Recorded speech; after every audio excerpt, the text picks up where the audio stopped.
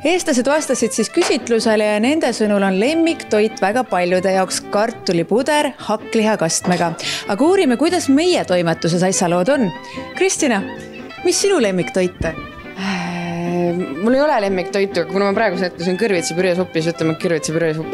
Kartulipuder, praekartulit, hakklihakaste. Ma tean, kuhu sa rihid sellega. Köögivilju, kui palju on vähem. Võtame siit kohe uued ohvrid. Ivor ja Sander, mis on teie lemmiktoit? Mulle maitseb hästi tatrapuder. Kartulisalat. Kuule, ma peaaegu ei söö mitte midagi, nii et mul on väga raske sulle öelda, mis mu lemmiktoit on, aga ma võin sulle öelda, et viimati ma aurutasin brokolit ja lillkapsast. Vaata, kui tervislik teine. Seljanka. Ei olegi eestlaslik kartulipuder ja hakklihakaste. Hakklihakaste.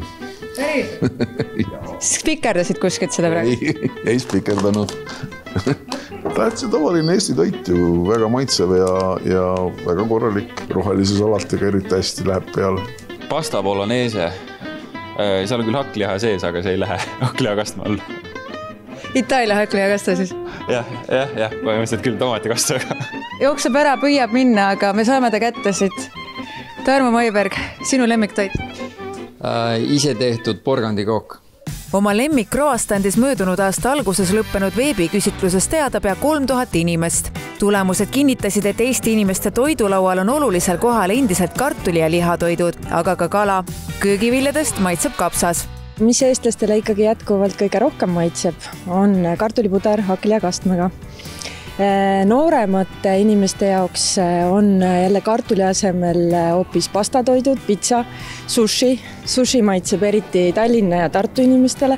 Võib öelda, et Tartu inimesed on isegi esikohal sushi sõpradena. Mida iga rohkem kasvab inimestel, seda rohkem tuleb esile supiarmastus. Tervise Arengu Instituudi küsitluses selgus, et eestlaste toidulaual on köögivilju ja puuvilju ikkagi vähevõitu. Ivari Voki sõnul on oluline toitu mitte üle küpsetada, nii jäävad ka köögiviljad maitsvamad. Aga kuidas siis veel värvilist toitu lisada? Esimene nipp on väga lihtne. Ära jäta neid poodi, võta kaasa. Et osta need endale koju ja see võib-olla mille pärast on kõigil on selline köögivilja, kuidas öelda, ebameeldiv tunne võib-olla on siis, et tehaksegi kas või see ühepäeva toit, tehakse kõik hästi kuidagi sellised ülipika ajaga ja kõik köögiviljad küpsevad üle ja on selline ühtlane eesti keeles öeldes löga. Aga tegelikult köögiviljad kõik võivad olla krõmpsud, omavoodi maitsevad ja värvilised. Lihtne nipp näiteks ühepäeva toidu tegemiseks on panna köögiviljad potti küpsetamise ajast sõltuvalt erineval ajal. Kuid eestlaste lemmikutest tegi Ivari Vokk veel mitmeid tervislikumaid ja kiiremaid versioone. No proovime siis ka ise teha ühte Ivari soovitatud nädala menüü retseptidest, milleks on täiesti taimne pasta. Ja selle kraami jaoks läks täpselt 10,71 poes. Jah, parmesan oli siin üks kallimaid osasi, aga seda saab kasutada ka hiljem. Ja sellest peaks tegelikult söönuks saama 2 inimest 2 päevaks. Sibul ja küüslauk on nüüd hakitud ja lähevadki pannile kohe oliiviõliga. Pisarad on silmas, nagu ikka sibula hakkimisega. See on üks kurb töö. Nii. Haps ja järgmisena kirstomatid, mis on meil siin juba pestud. Nüüd meil on köögis kõik valmis. Ivari muidugi lubas, et selle kõigega peaks minema 15–20 minutit, nii et vaatame, kuidas meil siis läheb. Pastakeedu vesi juba keeb, seega lähebki sisse. Nüüd, kus sibul ja küüslauk on siin taga juba mõnusad klaasiks saanud, siis lähevad sisse kirstomatid.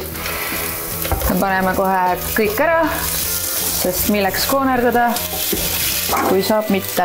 Kui siis tomatid on siin natukene ära purustatud või katki tehtud, siis tegelikult see peaks olema basiilik, aga poes ei olnud seda, nii et me kujutame ette, et see rukola on basiilik. Ja siis läheb see siia sisse. Ja üsna kohe võib lisada ka siis valge toad tomatikastmes.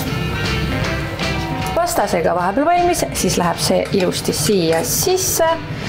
Ja ma päästsin ka natukene pastakeedu vett, sest et see teeb kõik ainult paremaks. Nii et lisame seda ka siit natukene. Ja valmis ta ongi, aga iga pasta kõige olulisem osa. Serveerida ei saa ikkagi asju ilma parmesanita või muu kõva juustutamist teile iganes maitseb. Ja omast kogemusest ütlen, et siin kohal jällegi ei tasu koonerdada. Nii.